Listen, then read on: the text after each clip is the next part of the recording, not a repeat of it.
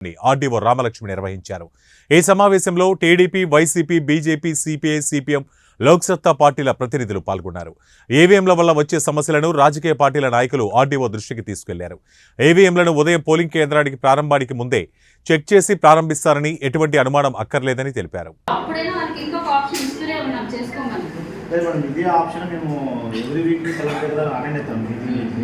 నేను madam right చేసినాను, note చేసుకున్నాను, నేను అడిగి చెప్తా ఉన్నాను.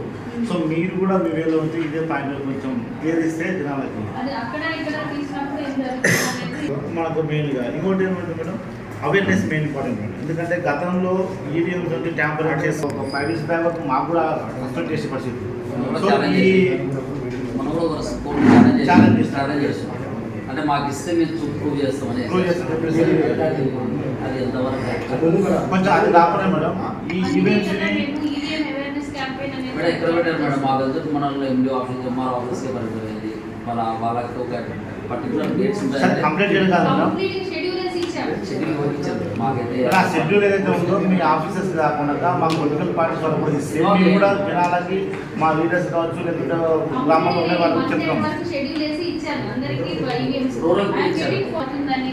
అవుతున్నాయి మేడం, కానీ షెడ్యూల్ బయటకు తెలియదు మేడం. ఇప్పుడు ఎక్కడ ఉంటుంది అనేది చేయట్లేదు అంటలేదు మేడం, వాళ్ళు చేస్తున్నారు కానీ